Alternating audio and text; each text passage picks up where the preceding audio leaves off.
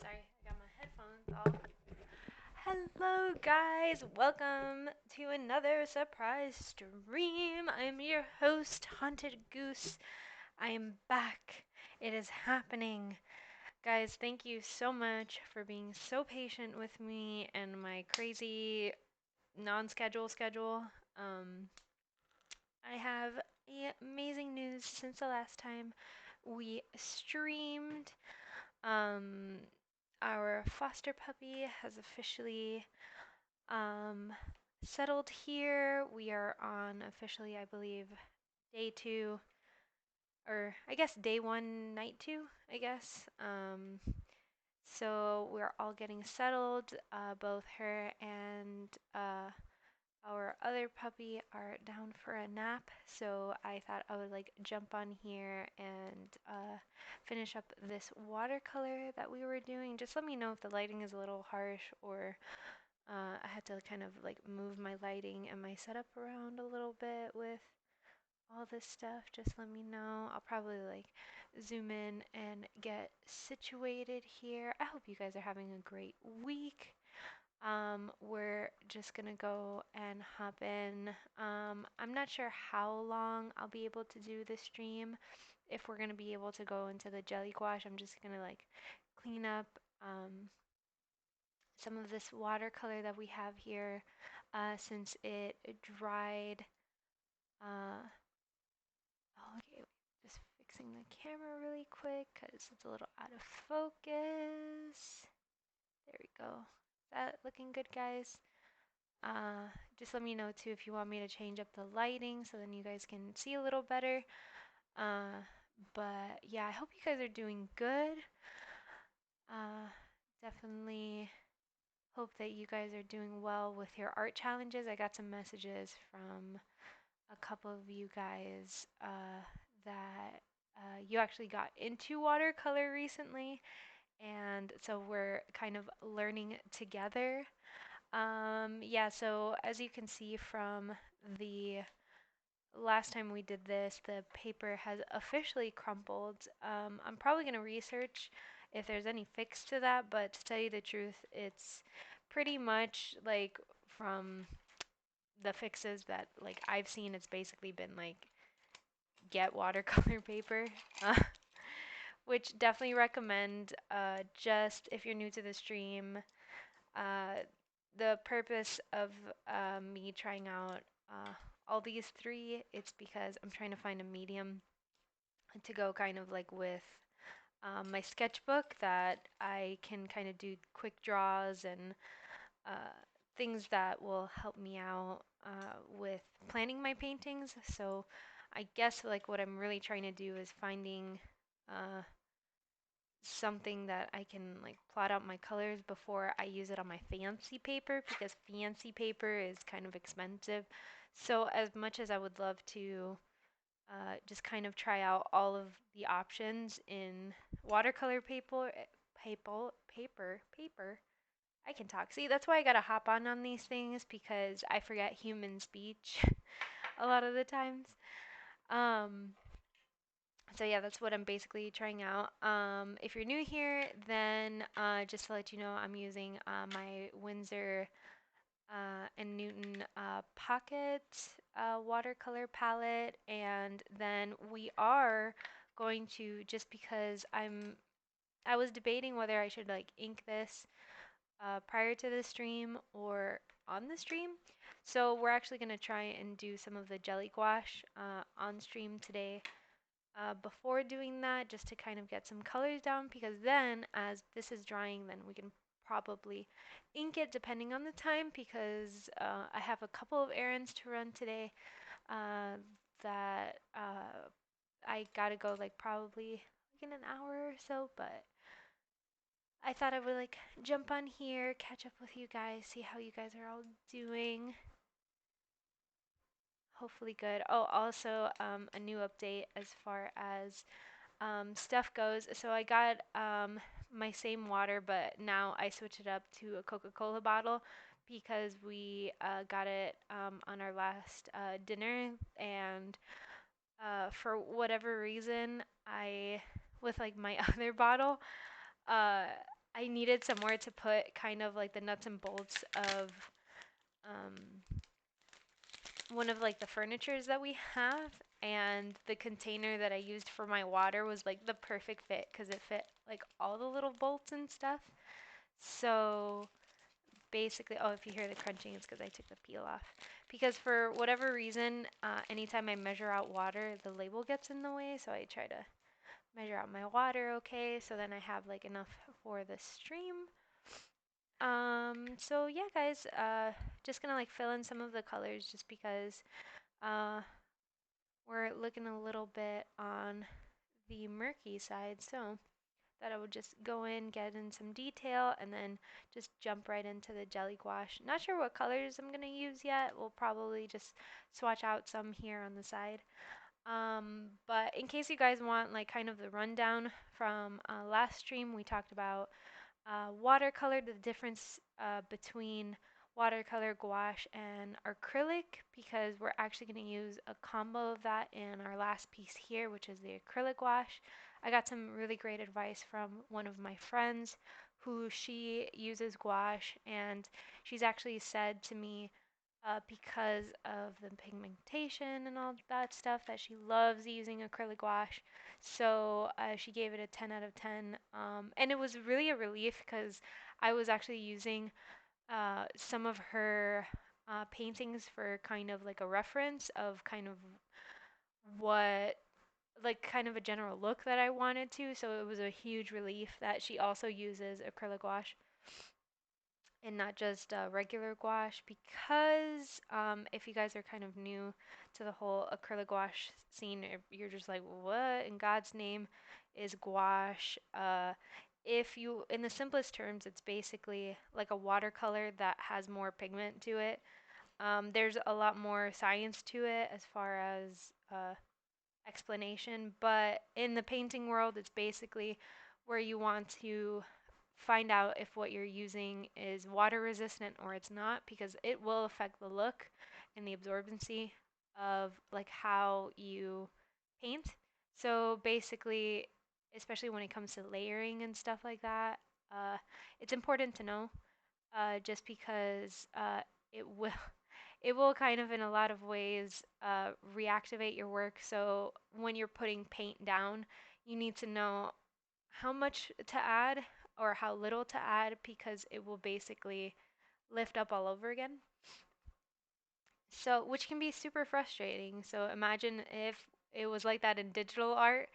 So basically, like when you go, I'm sure you guys have even seen this when, uh, if you've ever used watercolor, like in middle school or anything like that, um, where you basically like paint on green, and then even if you go on the other side of the paper, if you just use that little bit of purple, it'll just kind of like bleed into it like very easily, and that's because of like the water that contains in it. So it can make for some really cool effects. Actually, you can probably even see it a little bit if you see right here.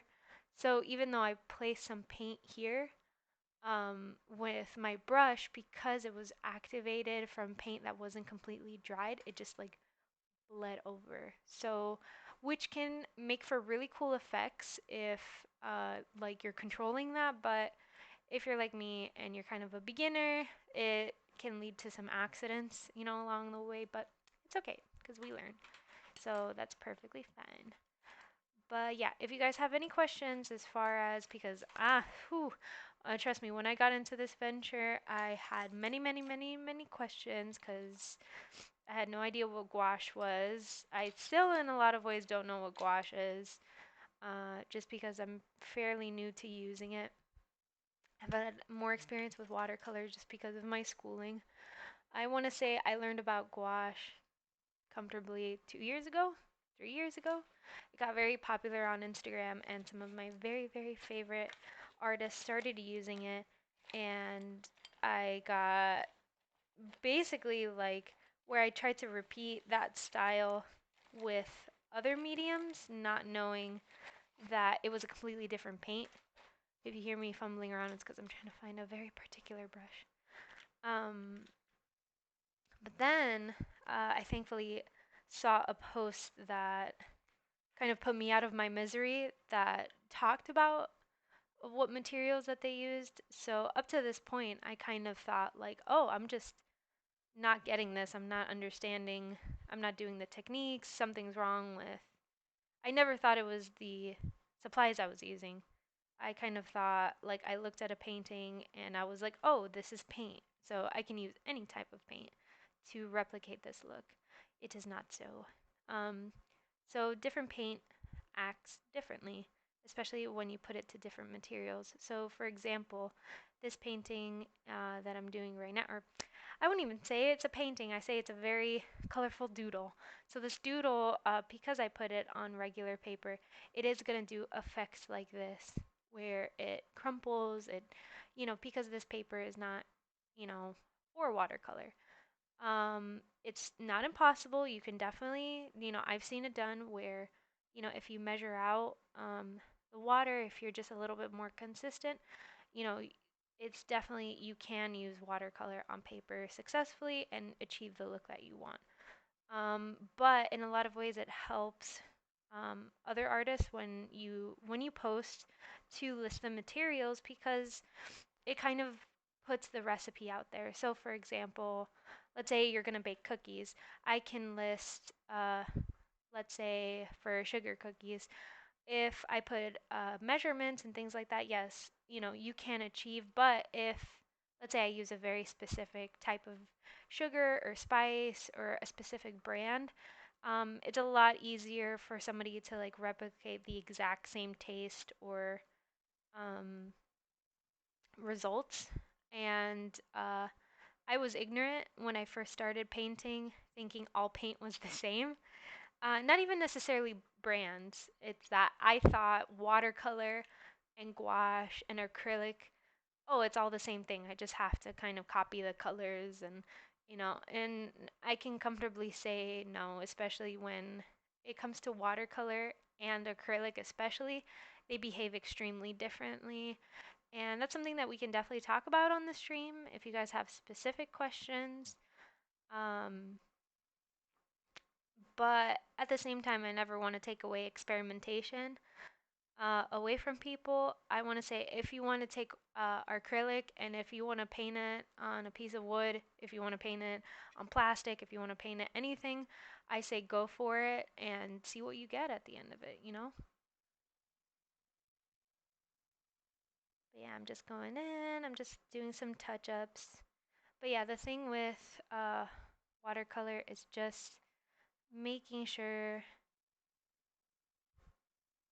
and just being patient with it. I think most of the recipe when it comes to watercolor is that it takes a little bit for it to dry because what is also drying um, is not only the water but the paint itself. And what's funny is that it gets reactivated with paint very easily. So there's a lot of movement on the surface and it makes layering not impossible, but very difficult compared to mediums like acrylic. Um, it's kind of very similar to like I even dabbled a little bit in Copic markers, so it's very similar to like any of the artists out there who use alcohol-based markers because that was another field that I was like, what? There's different kind of markers too? Because I thought a marker was a marker was a marker. But different chemicals react differently. So, when you think of it like that, trust me, when I say it, it's kind of like, oh my gosh, that's so overwhelming. But when you get the basics down of, and it does, especially when you start getting into brands on top of that, just do what's fun, guys. Like, you know why? Because it'll get overwhelming. Like, try out for me, like the best thing was to just try out cheapo brands and see what went with my style, what kind of achieved the look I was trying to go for. and then, slowly invest if that's something that you like doing, because you don't have to. You don't have to get like the super expensive, top brand.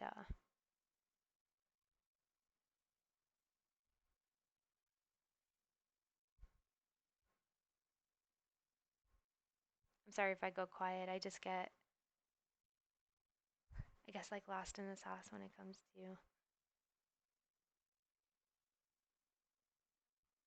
But yeah, for these pieces, I've been like really inspired by cottagecore. So it's kind of like the uh, like fairy tale. I guess because over here it's summer, um, like kind of that summer weather. So I've been really inspired by just like nature themed things.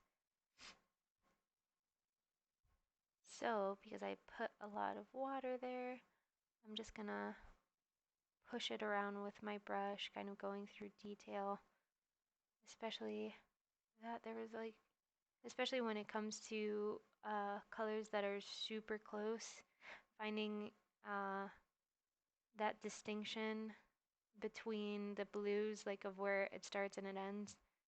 It's it's tough keeping clean lines, uh, and that's why in a lot of time, like a lot of times when it comes to my watercolor, I outline it because it's kind of to contain the chaos, and then I kind of go in with a corrective pen. Because the thing is with watercolor, the more you add, the more it dissipates. So that includes paint. So it'll just kind of like, it won't like do clean lines a lot of times, especially that I have kind of bristly brushes at the moment. So I don't feel very confident outlining with watercolor at all. I I can imagine you could do it, but a lot of the times they use different mediums to outline. So, for example, you would get a watercolor piece and then they outline, let's say, with an acrylic or something that will be a bit more water resistant. So then it doesn't just mix in and bleed, kind of like similar to that. So, um, but what also doesn't help is that the paper is like a little brittle right now. So, it's happened to me. It's really funny when it like tears a hole. That's like the biggest fear. Like it's like, oh my gosh, how am I gonna like fix this? And then I discovered washi tape. So anytime I do make a hole or something like that, I'm like, is this something that washi tape can fix, Which, 9 out of 10, I just have to start a new piece, which it's like, yeah, it's more practice, it's fine. But a good test is just to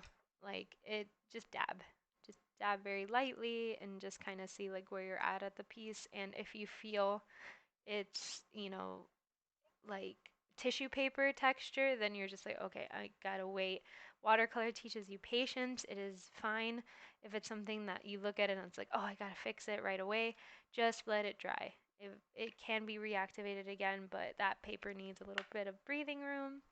So, um, so basically, I'll probably go in with a little bit more yellow there on the stem just to, because I'll probably outline it with like a thin blue that I have, but I definitely want to make sure that everything is super dry. Um, I'm going straight in there with my brush.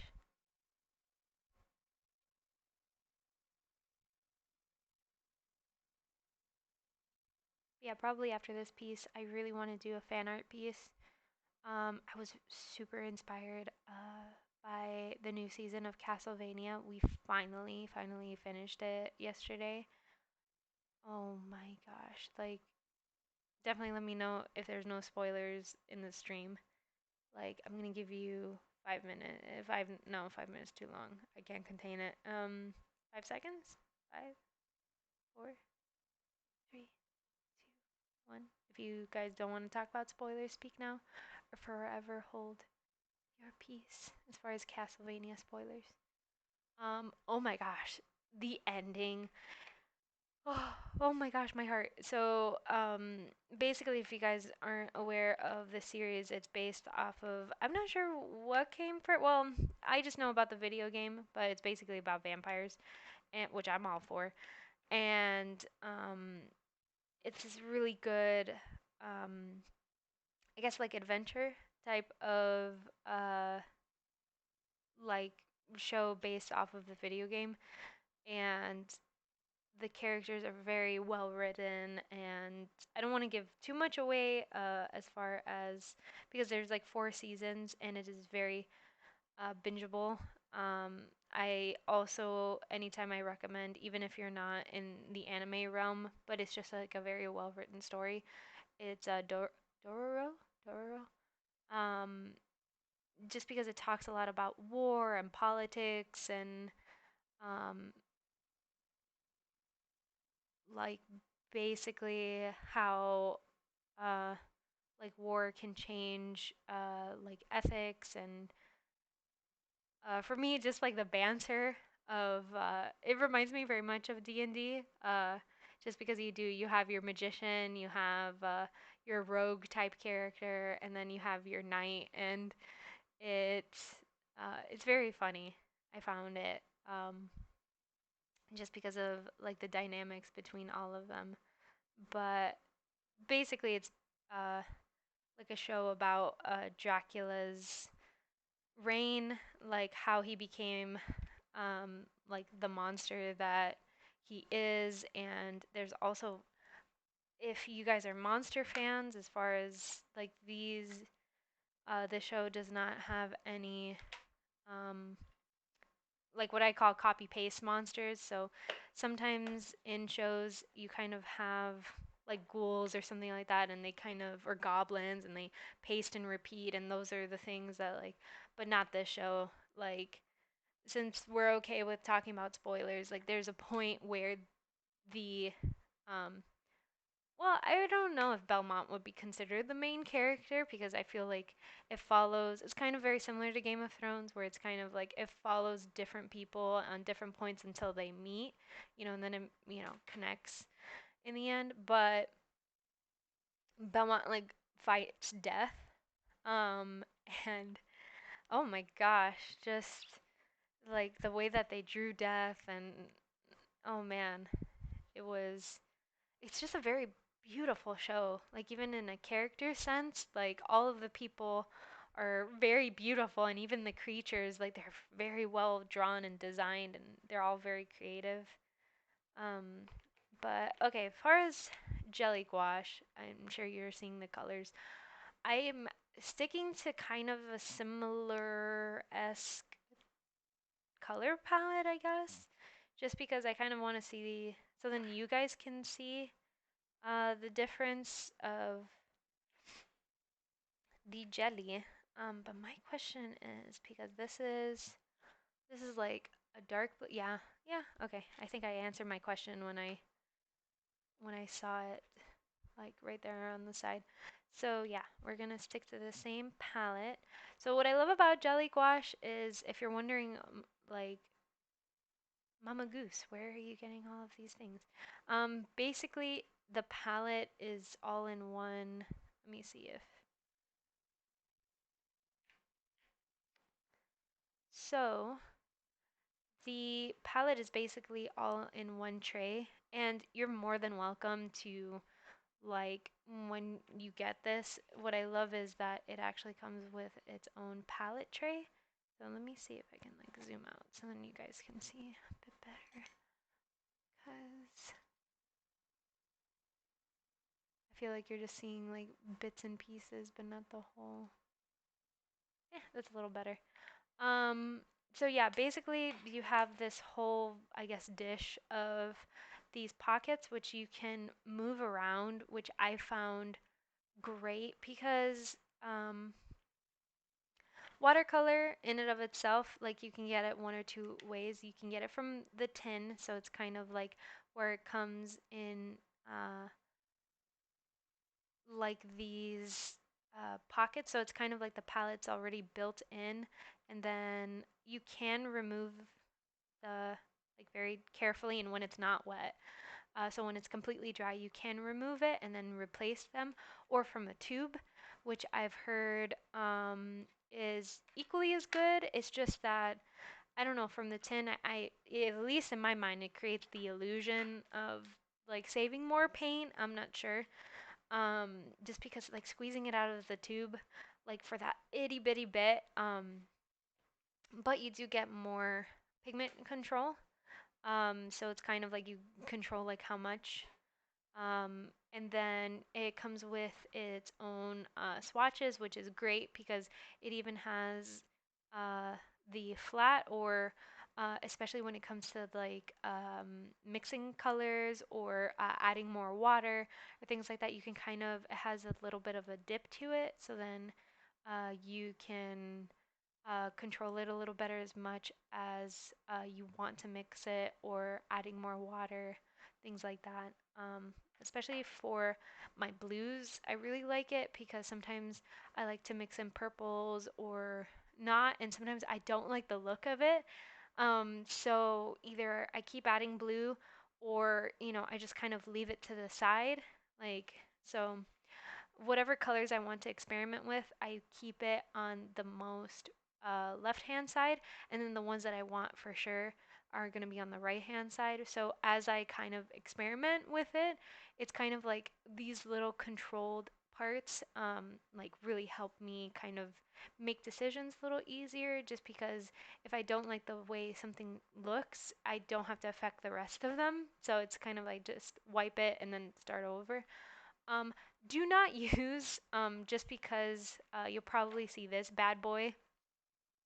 Um, don't use acrylic wash on these where basically where you play with your watercolor, don't play with your acrylics, like any acrylic product because it will stain it. Like even though a lot of people are going to be like, well, you can machine wash them or it won't if it's like really stuck on there. Um, but just in the sense of, to tell you guys because I would want you to make an informed choice. If you don't care, perfectly fine.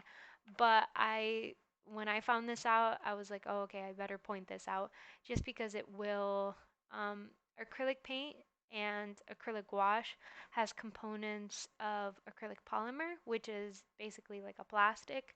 So it binds to things uh, very well.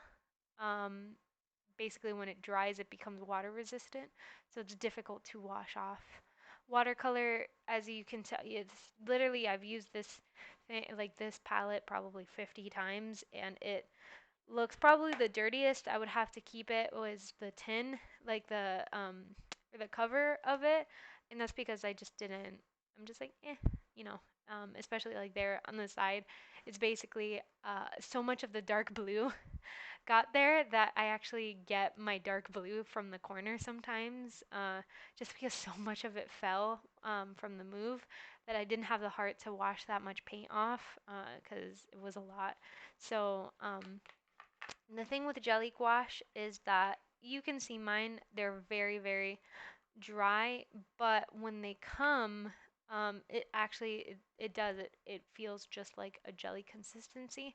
I just kind of where I keep my paint and stuff like that. It's not there's like a humidifier, so basically it dries instantly. But if I were to cover and basically it was because like I prepped my stuff. But if just to warn you guys too, if I cover this and I put like a tightly sealed like lid over it, it'll turn into that jelly consistency, and that's how basically this happened. So that's basically how that happened. But it does live up to its name. It's very jelly-like. It's just that I kind of exposed it to the air before coming on stream. So because it is the jelly-like consistency does get messy. Even though we love mess on this stream, like I'm not saying like that is what we're here for, but at least for uh, the sake of experimentation and stuff, I just kind of wanted everything to be a little bit more self-contained. Uh, we're controlling the chaos just a little bit, guys. But yes, so we're gonna get straight into the jelly gouache. I am going to get my palette out so then you guys can see any of the mixing and matching I do. We're gonna put our plastic container over here. Ooh, I do like that snap. So yeah, at least for the colors, we're kind of going to follow like a similar scheme that we did last time. And we're gonna use these colors, which I really like. We're just gonna kind of stick to the same theme and then see what we get out of it. Unless you guys want to see a different scheme. Ooh. I'm not gonna lie, probably by the third one, because I have never used acrylic gouache before, it's gonna be my first time here using it, that I'm probably gonna, yeah.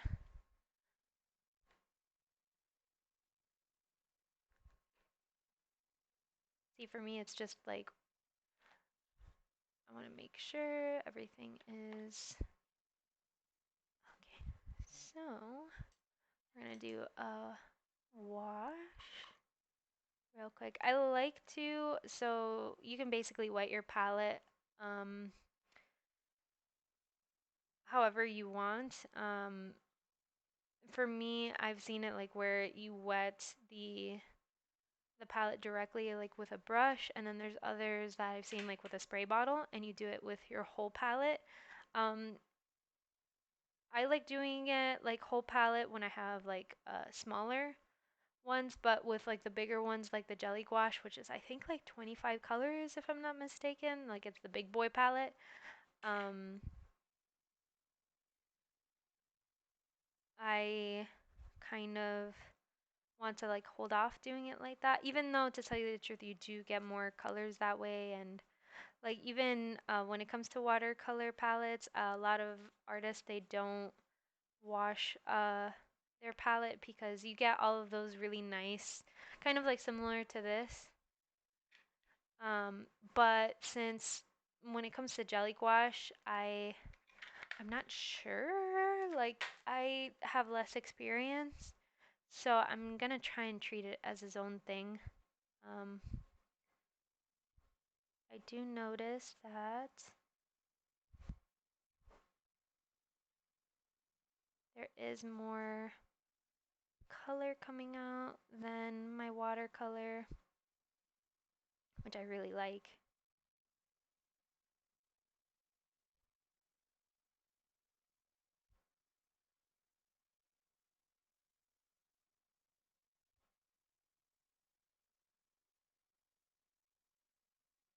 Yeah, that took a lot less strokes too.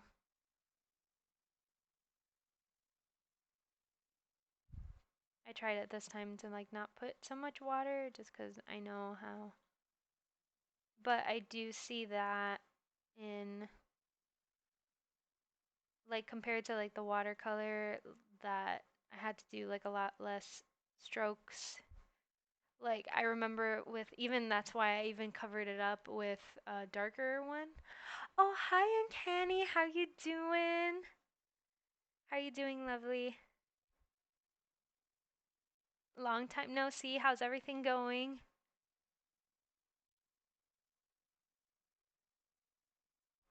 Yeah, I'm kind of liking the jelly gouache so far. Like I know it's too early to tell, but I've used jelly gouache like if I can pull up my I don't have my sketchbook right here, but I just noticed that even in watercolor paper, let me see. I can like pull it out real quick. Just because I wanted to let this dry anyway so we can do. Oh boy, you did. Oh, how are you feeling? Because I know sometimes the second one gets ya. No chills, fevers, nothing? I hope not. Yeah, my mom got hers recently too. Just because finally like the clinics and stuff they had, I think it's the Johnson and Johnson one. They finally like opened up more stuff.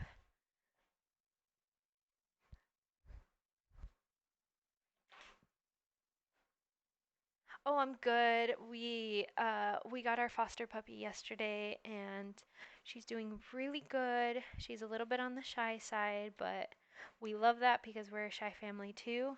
So, and I have oh, I'm so sorry.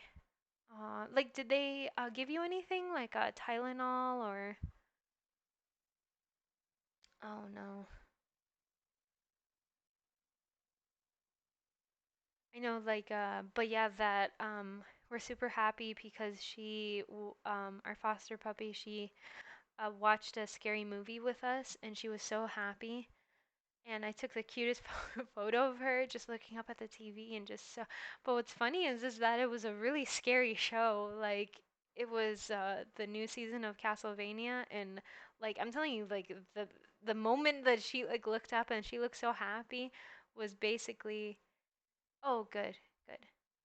The moment that she like looked up and she was like super happy and stuff was like when someone's head was getting ripped off. So I'm just kind of like, you know, girl, whatever makes you happy. Honestly, we love our horror shows. So, but yeah, this is at least wow, it looks so much better on camera. Jeez, I guess because of the lighting. Like probably when I took the, but this is the jelly gouache and yeah, so that's what I kind of wanted to show you guys that watercolor paper, it's gonna take the color a lot better.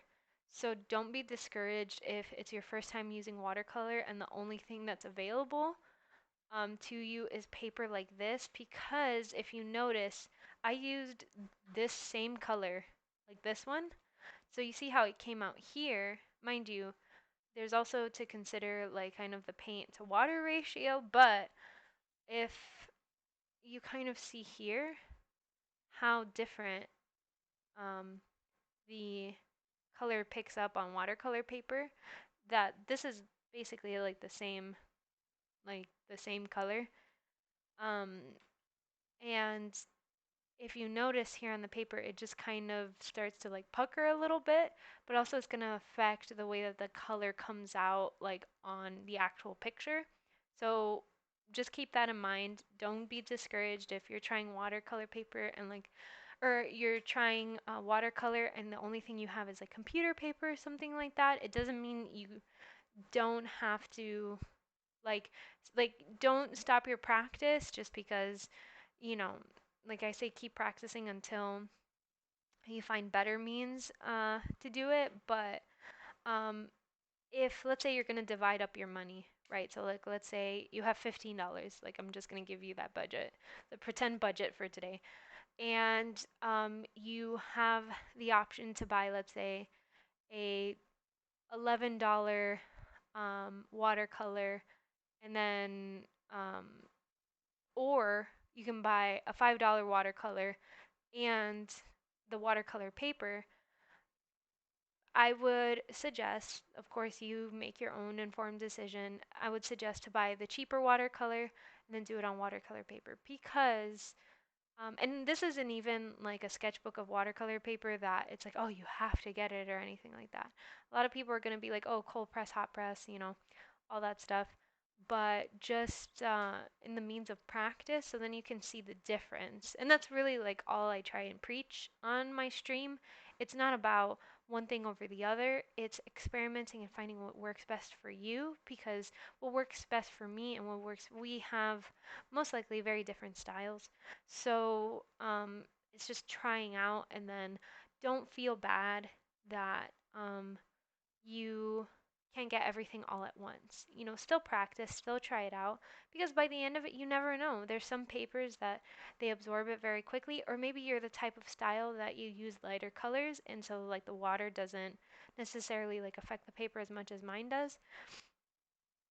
But yeah, that's my TED Talk for today. Thank you.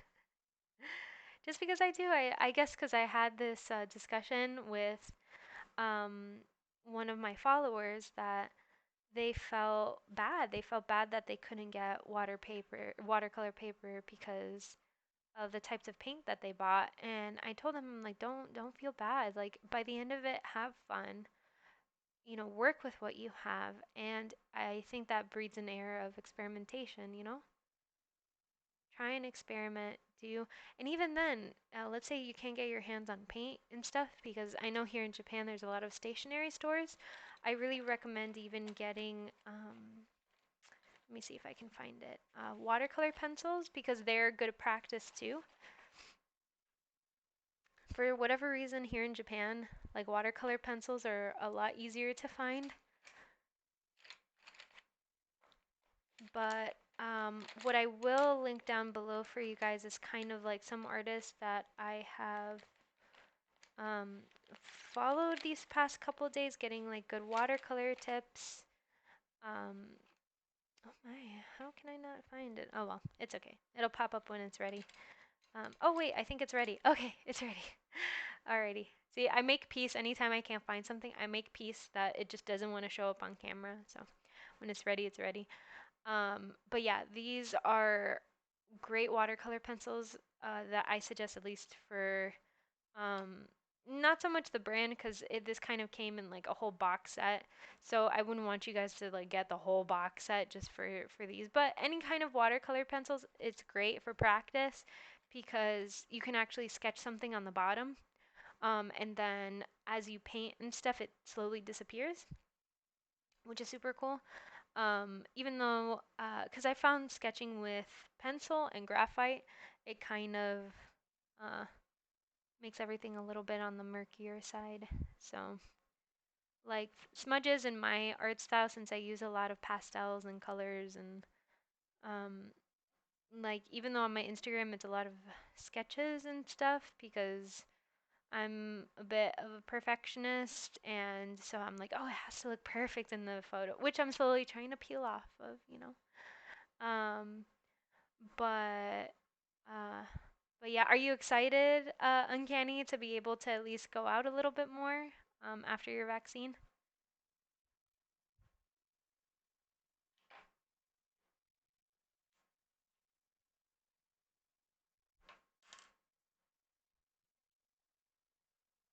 I'm picturing you already on a flight to like the Bahamas. I don't know why the Bahamas, but I'm placing you on a vacation there in my mind.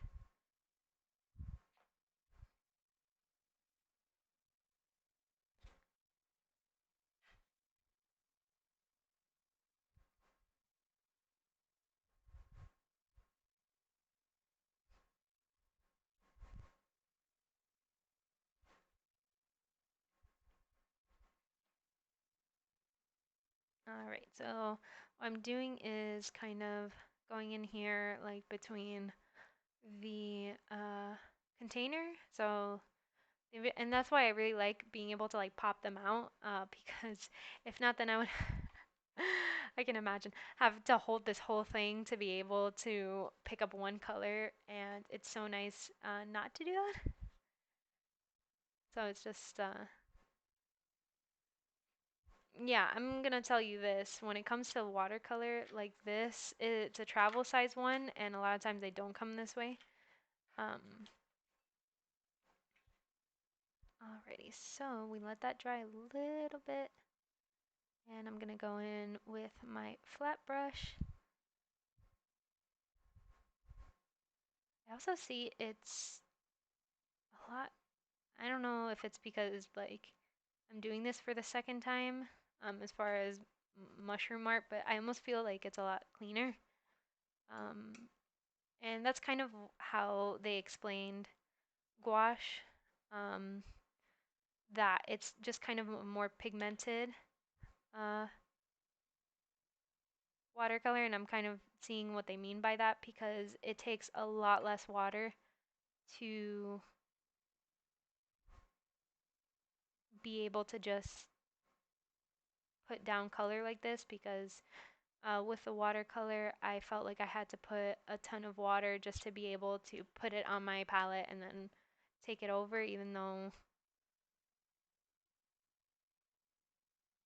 yeah, it's almost like I'm allowed to like control it a little better. It could be just because of the practice, so. Oh no. Oh no. Do you know like when they're not gonna be in? Have you ever gone to Singapore before? I've never gone. I've heard it's beautiful though.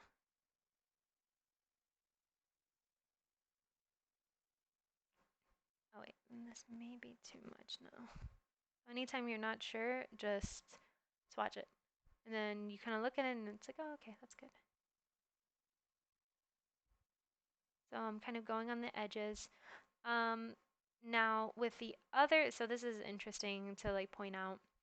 With the watercolor, I actually had to wait to be able to do this. And what I'm noticing even is that like I can actually see clearly, like kind of like on the edges. We'll see when it dries because it's always one thing when it's wet and then when it's dry it's another. But especially very true with acrylic that this is the sense because in a lot of ways acrylic dries like I almost want to say um like darker almost um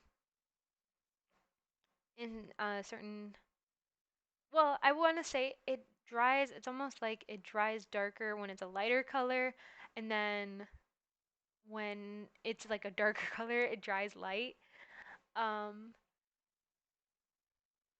oh I see.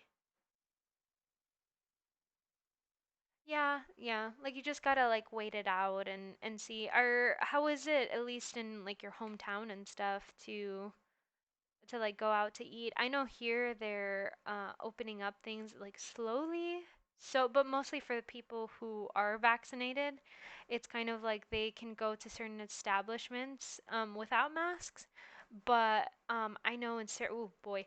So whoever doesn't know this, I'm in Okinawa, but specifically in a military town. So things are a little bit more strict here, especially for my husband who he's an active member. So we have to follow specific rules, especially um, in when it comes to like going on base and stuff like that. So yeah, very very strict, but it's like slowly but surely. Oh, okay, yeah. Yeah, probably. That's what at least like they're saying over here too, where it's kind of like, oh, we're gonna like slowly open things up. But see, this is what I love about the human race as far as like there's a lot of things messed up with them, but the adaptation like through all of this thing has been like slowly getting there, but all the movie theaters here have been closed, right? Just because of COVID, it makes sense. So what they opened up, at least in like one of, so it's kind of, if I can describe where I live and where um, the other parts are, it's kind of like I'm in like the beach countryside, if that makes sense. So it's kind of middle of nowhere, and then you need to drive an hour. So what they did is that they opened up drive-in theaters like basically peppered throughout those highways and stuff because all the movie theaters and stuff closed down. So it's kind of like something from uh back in the day where they had like drive-in movie theaters. So you're just basically in your car and you see like a projector and you tune into a specific radio station and then you hear the movie in your car as you watch it, which is super fun because I never thought I'm super excited to go because number one, I've never been to one. And then the idea of watching a movie, like going out and watching a movie with our puppies, is like I'm super excited. Like we watch movies here, but like for it to be a whole drive-in theater like movie experience, I never thought I would go to the movie theaters with. Oh, oh my.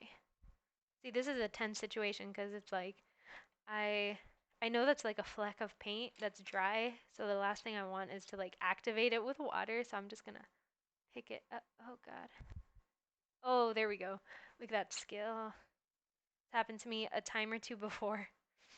I thought it was nail polish because I used to wear dark nail polish a lot. But sometimes, especially with jelly gouache, when it dries, it flakes.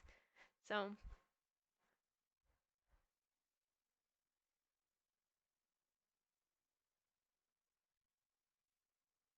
Oh, but I'm so happy for you. So it's like getting like a little bit of.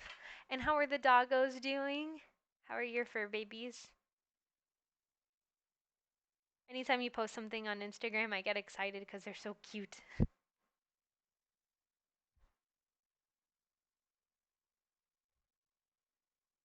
Oh, good. So I'm noticing some differences right away. This is drying a lot faster. Also, it's a lot almost smoother when it dries, so there's like a clear difference between colors. I actually have to like go in and manually blend things out with, which is completely the opposite of watercolor. It's almost like I had to wait for everything to dry to be able to go in with more color and then attempt to make some things darker. So if you see here, um, with the umbrella, I actually had to wait until now to be able to go in with a darker color. And so then like you can kind of see a difference here. And then here, completely different. I could just, it dries so much faster that I can just go in with the brush immediately and add color. Um, and what I like is that it actually dries um, one flat color instead of kind of um, in it's almost like blotchy almost which it's because of the transparency of watercolor. So if you go in different strokes, because at least with this, like you can kind of see it here where I did this in several strokes and I did this in several strokes, and I almost feel like this one, like you can see kind of where my brush went on certain spots, and then here it's just all flat. So that's pretty neat.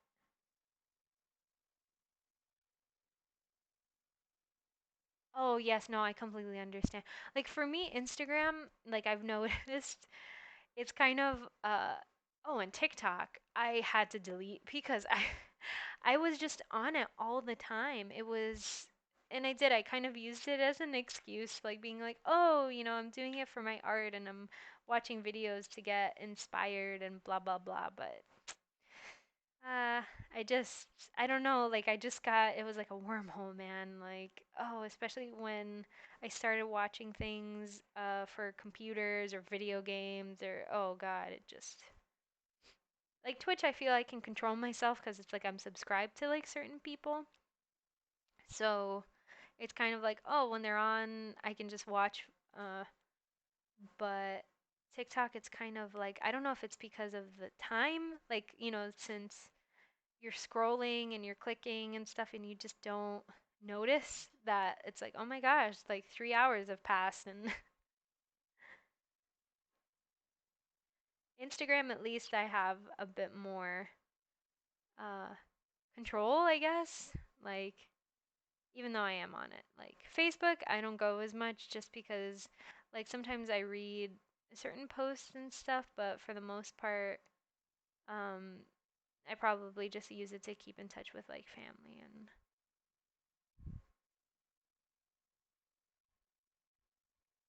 then YouTube's a different story. Like literally YouTube, I need to have it playing just because oh, I do like this though.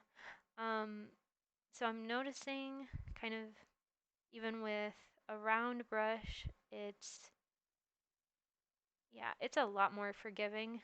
Um you just do have to be careful with when you put colors down because it will immediately layer.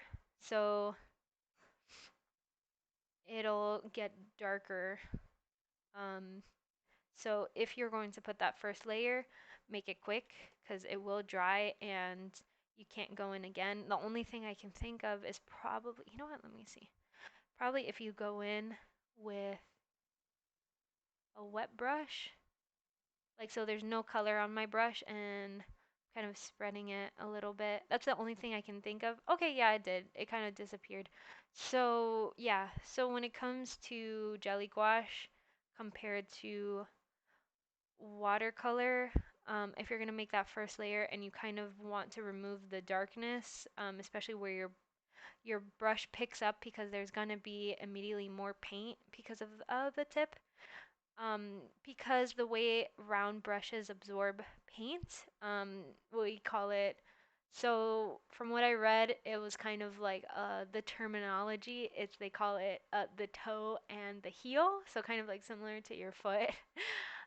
So when it comes to round brushes, it will absorb not only from the toe of your brush, but also through the heel.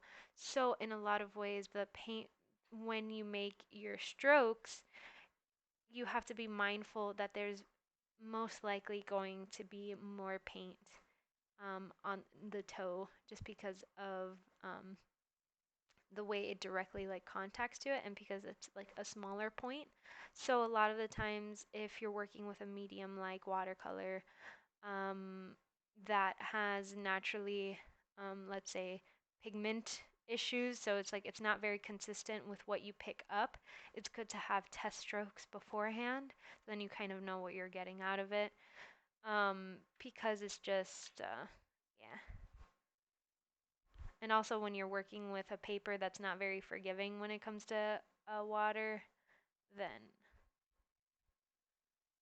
it's good to get your story straight beforehand.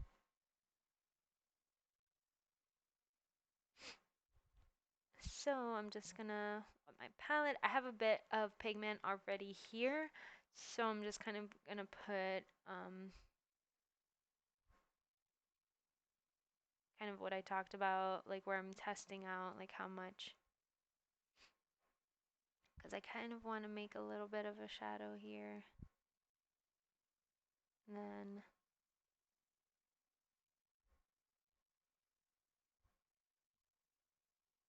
which I feel pretty confident about because before with the watercolor, I could not do details like that right away because I had a fear that like it was going to like bleed over to the other side.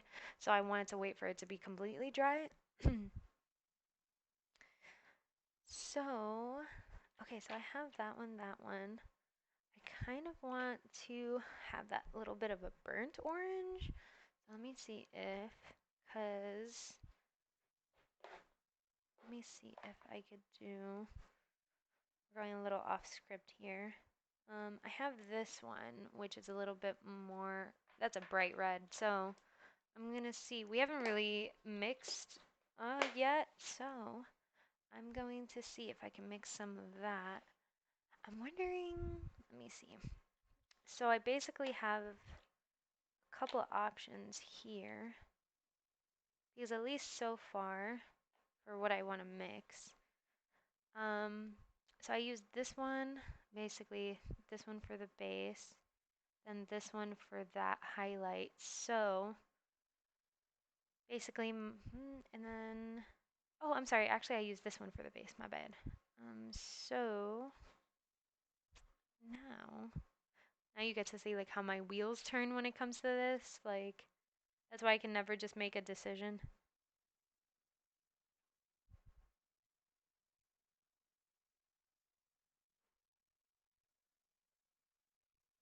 So I'm just gonna use that, a little bit of this.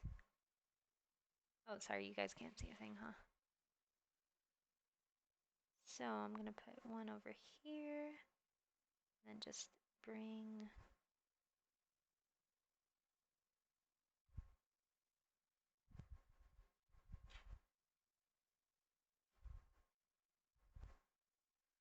so these, that's what I like about at least like these like little things. It's kind of like you can keep your colors separated and take from it as you want.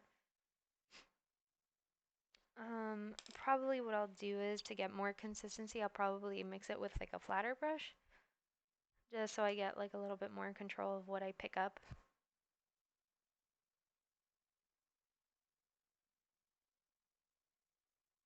And like pull from it.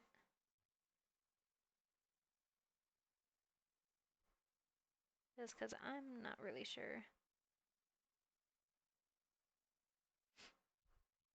kind of what mix I want. So, kind of want a little bit more over here. Yeah, this is like where people argue that like tube is better because um, you can kind of control a little bit, well, like a lot more of what you pick up, especially, but I guess in a lot of ways it like picks up all those in-betweeny colors too. So let's see. I'm gonna swatch it. It's kind of, I think I want more of the red actually. So I'm gonna like just, yeah, I'm leaning towards more of the red. Kind of like a burnt red. Alrighty, I think I'm pretty happy with that. So we'll see, I guess, like how it dries because,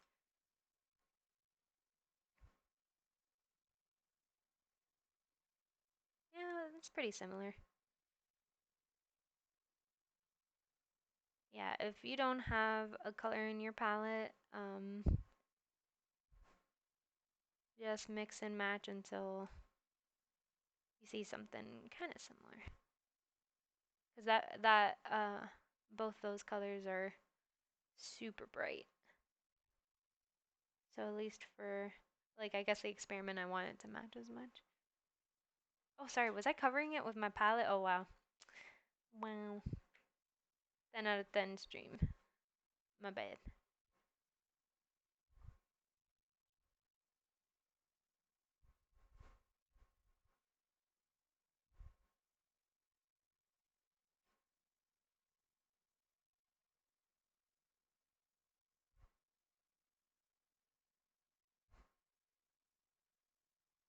So are you going to work, Uncanny? Are you like prepping for the day? Is it still 5 in the morning over there?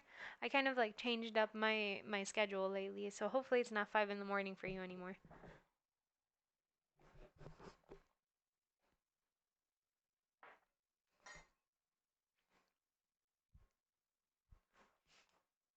And definitely by next week we're gonna be up and running to like full schedule just because Uncanny. Oh my gosh. Why are you up at 3 a.m. unless this is like your normal? Did I wake you up? Please tell me I didn't wake you up with my notification. If not, we gotta talk about your sleep schedule. Thank God you don't work right now. I hope they at least let you sleep.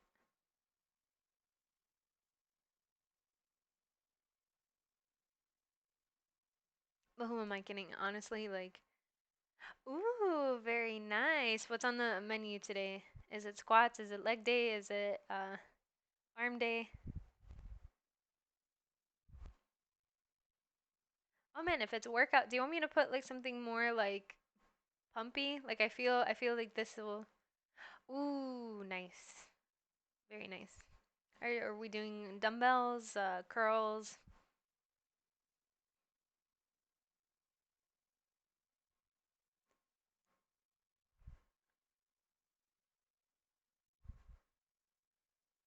Oh, okay, good. Good. Because I'm just like, honestly, like, this is. I did, because in my head, I'm like, oh, this stream is going to be chill. We need more chill in our lives because, uh, like, I don't know. That's that for me. I need that in my art. I'm an anxious person. So I just, I kind of told myself, I'm like, this is. But let me know if this is. Ooh, dumbbells. I know I got into like kettlebells the other day, or not the other day, like, I want to say a couple months ago. Uh, and oh my god, whew, like just because they kind of shut down the gyms now, so it's like at home workout. Which, by the way, funny story. My doggo interpreted that my yoga mat was a chew toy, and because in his mind anything that's on the floor is basically his, and I did not know this until I rolled out my yoga mat, and there was a clean donut shape right in the middle with these little knob marks. And I was like, okay, either either we have some serious termites or that are very hungry for foam, or my puppy really wanted to work out today. Yeah, so basically what I do is like I have like these foam tape things that like basically I use to like take up my ankles sometimes, and I just I have leftover foam from like a project and I just tape that sucker right there. It's like a perfect disc shape, so I didn't even have to like cut around it or anything, and I'm just like, you know what? We're gonna work with this. It's fine. I don't even use the middle of the mat for anything. Like I'm always using it to like set something or be in the corner, do like my stretches and stuff. So if anything, it keeps me very centered. It's like the perfect like kind of. It just looks like a very wonky put together like target like in the middle. But yeah, I wouldn't be able to once the yoga classes open up again. I don't think I would be able to take it to the. I'll take the L at that point. I'm sorry, I have so many dog stories, especially within um, the first couple of years of his life. Still to this day, or not the first couple months because he's a year old.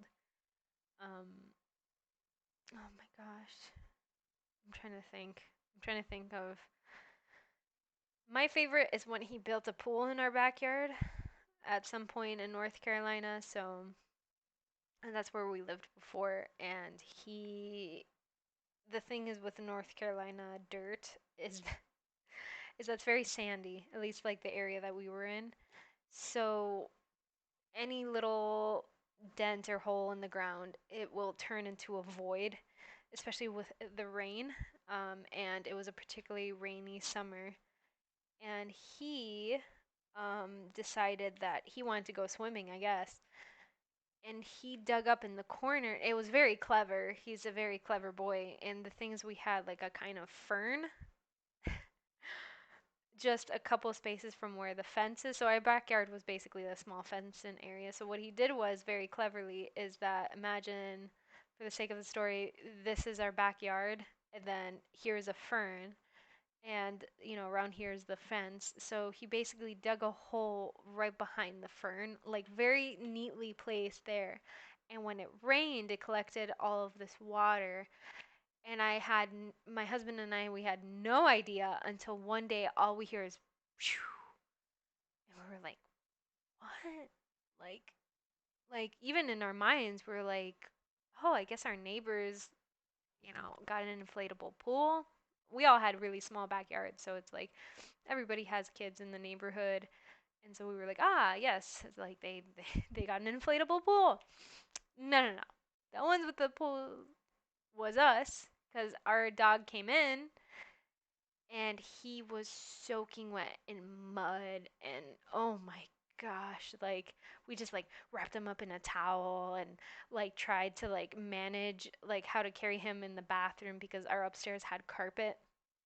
So thankfully our downstairs is wood, but we were like frantic and carrying the puppy like just oh my gosh. Yeah, that's when we knew. We were just like, okay, we gotta keep an eye on this boy. Okay, so I kind of want to um, do a little better this time around, and have a bit more control. So we're gonna go in. Especially, I'm noticing. Oh, okay, okay.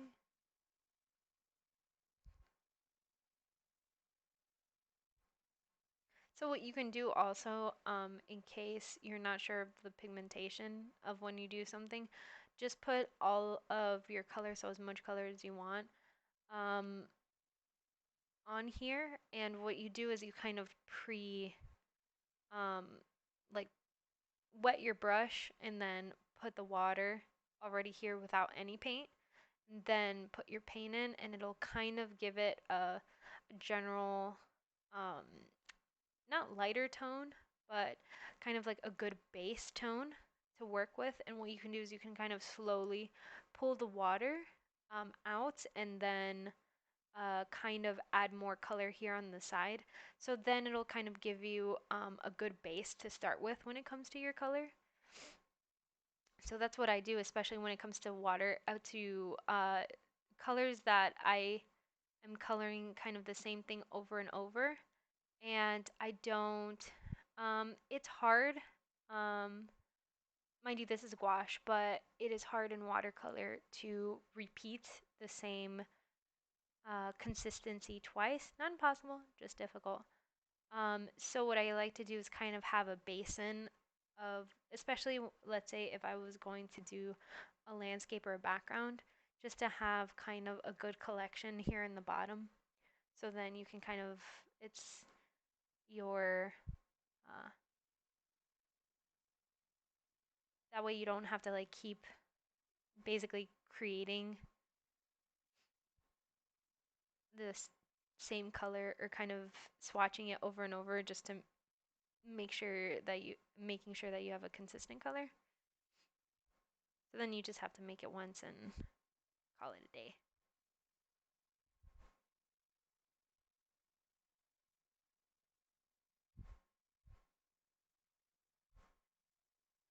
So I'm just reactivating it just because it is. I'm just shocked how like dry it gets like so quickly. I guess because we did the watercolor before and oh man, I felt like I was waiting an eternity. Like even half of this stream is like, okay guys, we worked on this, so we gotta wait.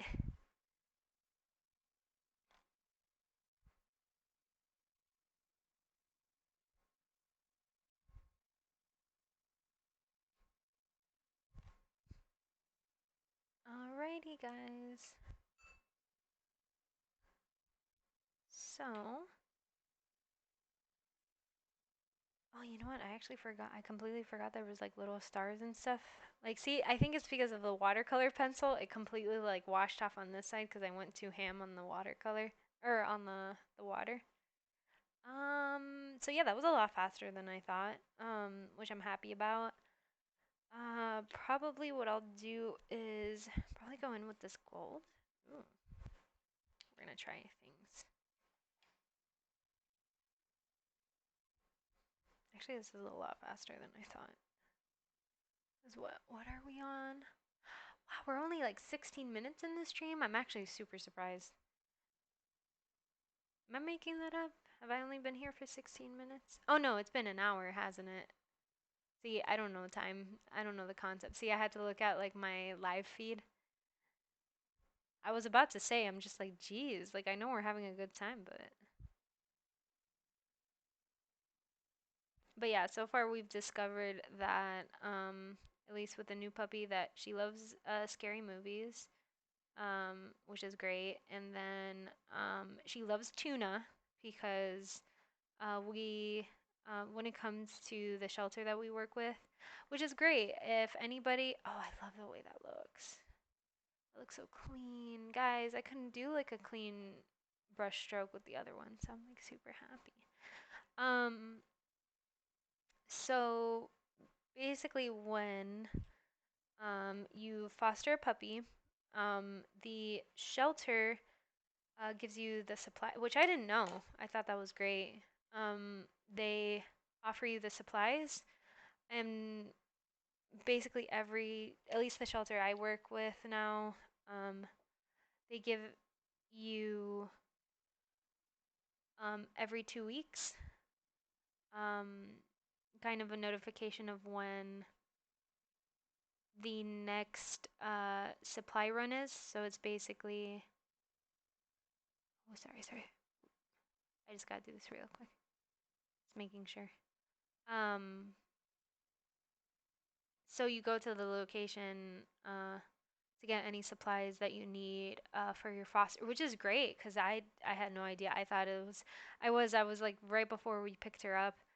I was like, oh, like what does she need? Does she need a bed? Does she need this? And they're like, no, we're going to like provide that for you and stuff. So the only thing is that like we really need to give her a bath, but she is so fearful, so she snaps and stuff. So we don't want to stress her out more because it's scary. Like we're new faces and stuff, but she's gonna go on to. So that's why I want to tell you guys I may be able to come on tomorrow, but maybe I won't, just because I have to take her for a checkup, kind of see everything's going good. Um, she's gonna get like her last round of rabies vaccine, so she's gonna get that last booster, and then she's gonna be good to go. But yeah, she's to the point like where her anxiety is so bad that like we actually have to bring her in a kennel because she's very fearful on a leash, uh, and especially uh, even we have to like slowly train her to be on a leash just because she's on a harness for now because she'll yank really hard and she's an itty bitty. She's super tiny. We want to wait just a little bit um, to take her outside just because we have an open backyard on top of that. So, um, but I really love it just because like our neighbors are very sweet and um, they're like kind of like helping us out with uh, playing like with our puppy in the meantime. Even though he's like a very sweet boy, he's adapting really well, especially it's like a new puppy and he gets jealous sometimes, which is really cute. So sometimes, especially when my husband comes home from work, it's like he'll like jump on him to like play and stuff like that. Or when our foster puppy is on his lap, he'll cry, and so we'll have to give him like extra snuggles and stuff after, like because he does. He has been the only child basically. So I don't know. Do any of you guys have that? Any good advice for bringing in a new puppy into the house and then because up to this point he's been um like where we take care of like friends' dogs and stuff, but that's always like a couple days, you know. Even though once it's like we took it wasn't 1 week we had like four dogs in the house just because it was yeah time. No, that's good advice. Yeah, and slow. I think that's like the main thing, like not to rush things because I guess like my husband and I, oh, I'm telling you, this is why like we want to wait to have kids because like we have like different parenting styles. So I'm more on like the cautious side, and then he's like more like, no, we have to try and like break out of that. And then if something happens, that's when we intervene, but we can't put so many roadblocks, which I understand, but oh my gosh, it takes me out of my comfort zone. But that's the whole point. It's like, it's not about me, it's about them. So it's really, we're willing to do what we have to number one, keep them safe, but like healthy. So part of that is the social interaction part. So we're slowly learning that and like especially that. So then I'll tell you their names so then it clears it up. So Biscuit is our foster dog, and then Howl is our German Shepherd. And basically, Howl is like, I want to say comfortably 10 times bigger than Biscuit. Biscuit's like an itty bitty. To tell you the truth, we're not sure what kind of dog she is. We were gonna like look it up, but if I were to compare her in size, probably like a weenie dog, just because she has like the short legs and stuff. Um, but they're funny. It's just funny because you see how he's like this massive German Shepherd, and compared to her, and he's small in relative to like his breed size, but compared to her, he's a giant. So you see him sniffing around and looking at her, and like where he's giving her space, but he really wants to play with her, so he puts his toys next to her as kind of like a, oh, like just to let you know I'm one of the nice guys, like here's like an offering, and then he goes to the couch right across from her and just looks at her and to see like what she does, and then she just stares at him and sniffs at him, but she hasn't really gotten out of her bed yet, without our help, just to like go to the bathroom or drink water, but she's still, yeah, it's just time. So just going in. I'm gonna see like how this works. Kind of seeing like how layering. Probably I'll go in when it dries a little bit more. I just kind of want to see if it just turns into one, even though I'm kind of looking at it and I kind of like this solid one where it was kind of in between. Like maybe not these two. I'm not too much of a fan of it, so I'll probably go in with more color. I kind of want to see if I can fix this one in the meantime. Let me see. Ooh, okay guys, it's gonna be like 10:30 and I told myself I was gonna get off like at 10, my bad.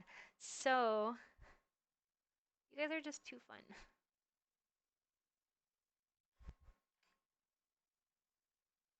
Gotta do errands today, gotta get groceries.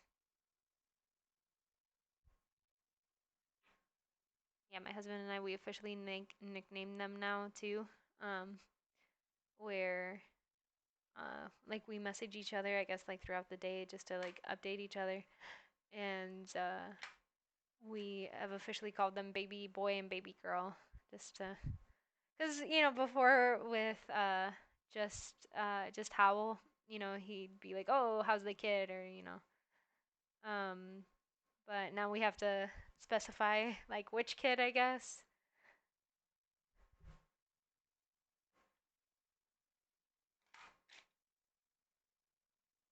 But yeah, it just takes time.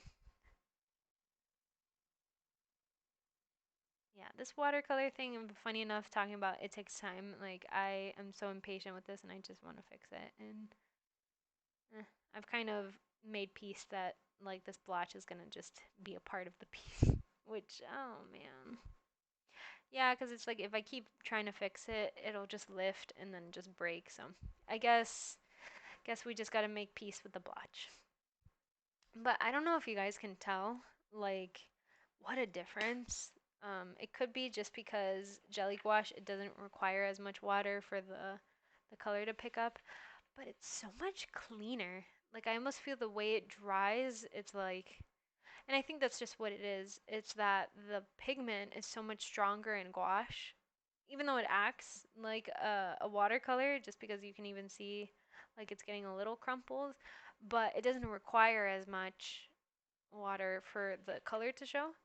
And this isn't even completely dry, and it's still much more vibrant than the watercolor I used. And not to like shout out Winsor Newton, but like Winsor Newton is a higher end, quote unquote, um, watercolor. So it's probably, even if I were to use a cheaper brand, it'll probably, even the difference would be even bigger.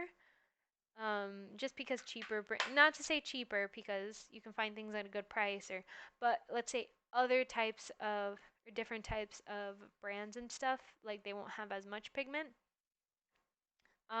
So yeah, that's what I'm noticing for now. And then also there's a little bit, I find there's a bit more control. I don't know if it's because, which is funny because if you would think, like with the travel size, see, this is the part of the jelly gouache, you have to be careful when it like dries out like that because it will flake off and then you lose uh, your paint. Um, it's crazy because I feel like the smaller it is, the more control you would have to like pick up more color.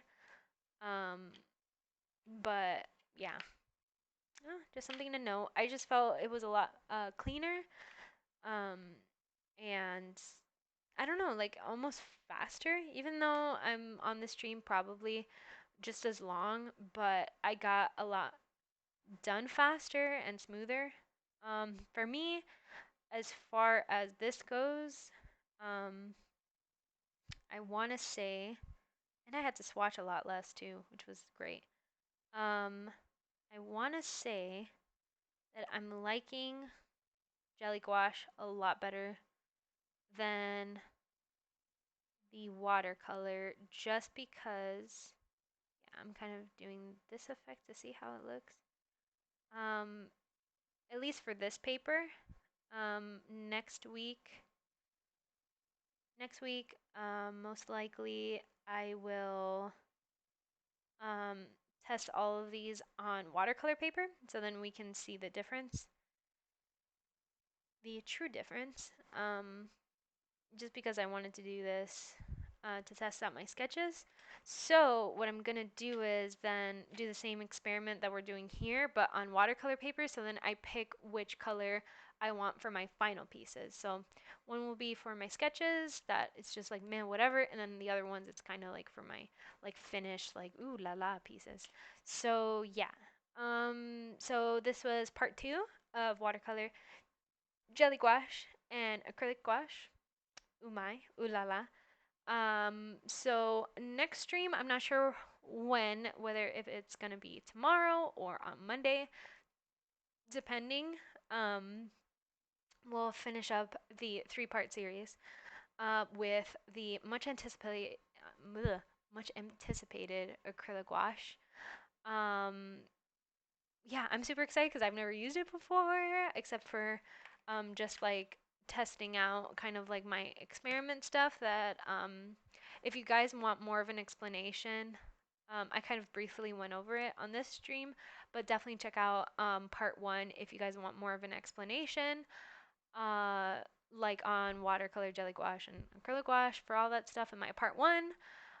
If you guys have any questions on the current challenges that you're doing or on any art stuff, hit me up on my Instagram, which is the same here.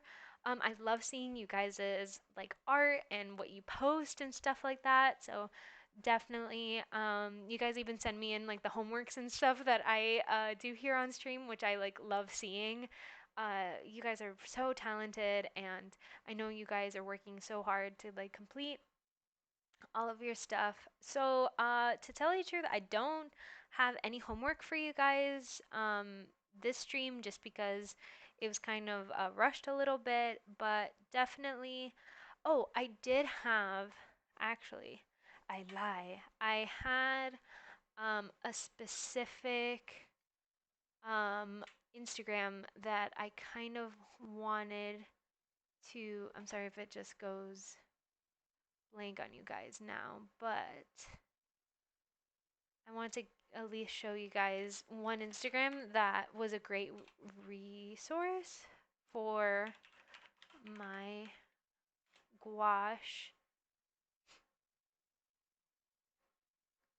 because she is very talented, and if there's anybody that I would love to study from as far as references, it would be her.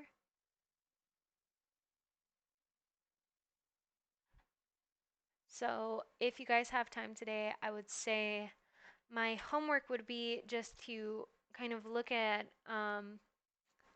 their Instagram and kind of if you guys have any like gouache questions or you'd be interested into dabbling into that or kind of looking at the way, especially her reels. So she actually sees, like, I'm studying at least like the step by steps of what she's doing. So, as far as references go, try and check out her or pull up like some other, whether it's gouache, whether it's watercolor, traditional medium, things like that for next class. I guess since this whole theme is going to be experimental, a lot of the homeworks I'm kind of pulling out, at least it's just trying out different mediums. If you're more into traditional art, try looking into digital, kind of the pieces that you work in. Uh, Start asking yourself if it would work in another medium or why it wouldn't work in another medium.